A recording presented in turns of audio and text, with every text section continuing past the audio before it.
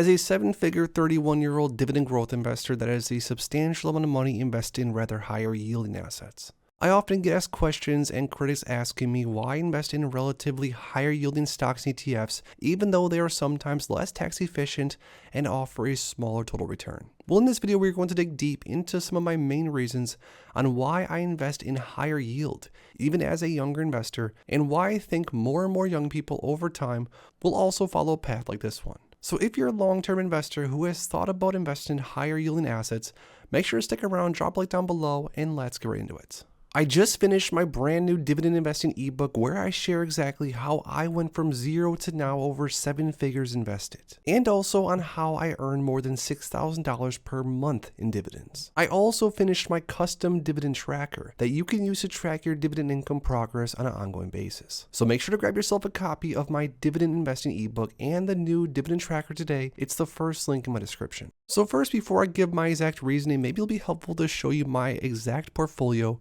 And right here is my master dividend tracker, and side note, you can of course grab yourself the same exact tracker to track your very own dividend progress. It's the first link down below in my description. But throughout this portfolio, you're going to see that there's certain names like, say, my 1,000 shares of Apple that of course don't offer that much yield, and most investors buy Apple strictly for the growth. But there definitely are some higher yielders in here. Take JEPI for example. I have 1,248 shares at JEPI.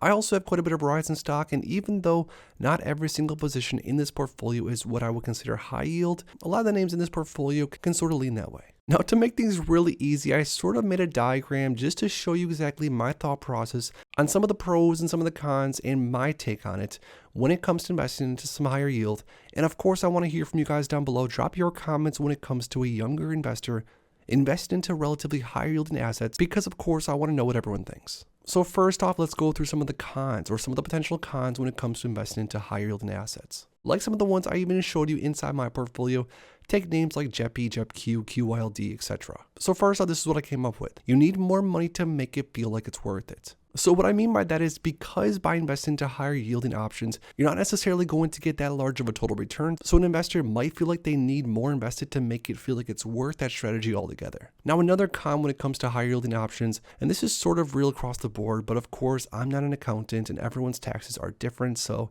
that's also why on this channel, I never like to talk about taxes in the first place.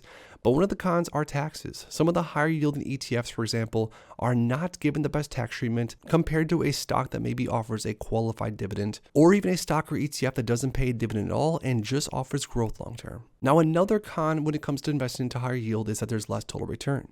Because a lot of these higher yielding options do give you cash flow a lot sooner, and because these options likely have less growth. And again, I'm just talking in generalizations. There's of course cases where this is of course not true, but I'm just saying generally speaking. So as an investor investing into higher yielding options, you have to be okay with the potential that these options might not give you as much total return compared to something that might have more growth potential and less yield. Now, the last con that I could come up with is that there's a risk of a dividend cut when you are chasing some higher yield options.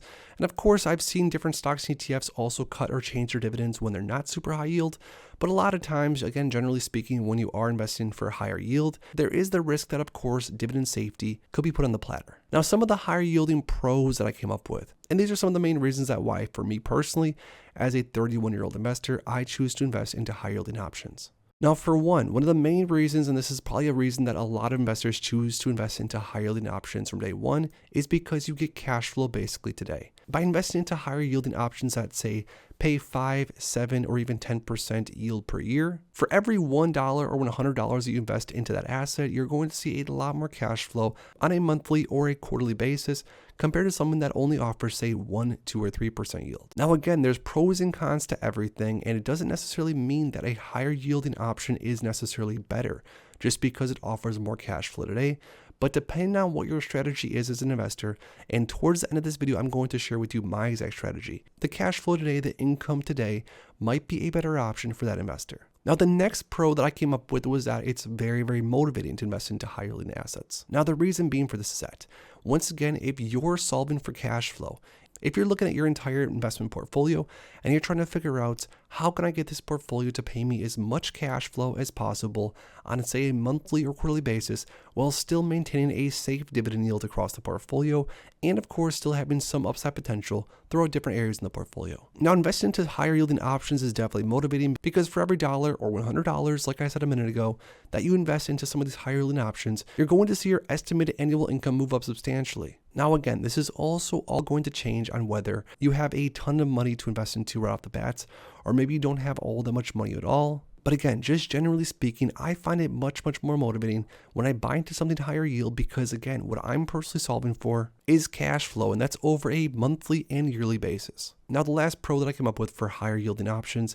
is FI, or financial independence or freedom, can come much sooner. Now, financial independence can mean multiple different things, of course, but basically speaking, if right now my total monthly dividends are currently sitting at just around $6,000 per month, let's say, and of course some of these dividends are variables, so there's going to be months where my dividends are a little bit higher and lower, but let's just say for the sake of an even number that I'm earning $6,000 per month on average on a monthly basis. Now, if my bills, let's say, are at $5,000 or $5,500 per month, those are my bills to cover everything, all my life expenses, etc. Well, if you're an investor with, say, $6,000 or $7,000 or $8,000 per month of dividends, well, at that point, you'll be financially independent. Because at that point, of course, in theory at least, you can never have to work again, and you could have all of your passive income, all of your dividends on a monthly basis, cover your bills, and then some. Now, that brings me into sort of the main reason now why I personally have chased a little bit higher yield throughout my portfolio, which of course, like I said, I still do own a ton of SHD, I own a ton of Apple shares, I also do own some physical real estate, I have other assets that aren't all high yield, don't get me wrong,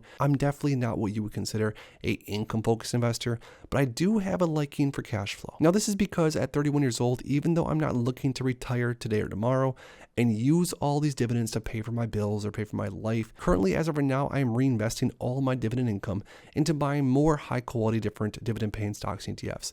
That's my strategy as of right now. But very soon here, maybe in the next 3 to 5 years, which I consider relatively soon, I am going to be looking to use some of my dividend income to help for things like bills or to travel or just to have some extra money for really whatever. Now, this is a very important piece of my strategy because of course I could sell everything and just buy shares of Apple stock. And maybe just by buying those shares of Apple stock, it'd be able to outperform all the different higher yielding stocks and ETFs throughout this entire portfolio. But that would of course be basing me on timing the market and hoping that Apple stock goes up to a certain point within the next, say, 3 to 5 years and able to then sell off my Apple shares and retire off of the return from the Apple shares, or really whatever that looks like. But instead what I'm doing is I'm slowly stacking up high quality different stocks and ETFs in different industries and different areas in the markets, and instead looking to grow my dividend income on a monthly basis higher and higher until I become more and more comfortable to the point to where I'm actually willing to use some of my dividend income to, like I said, use for things like bills or just life expenses, etc. But now, most importantly, I want to hear from you guys down below. I want to get a read in the community if you personally are solving for building out a portfolio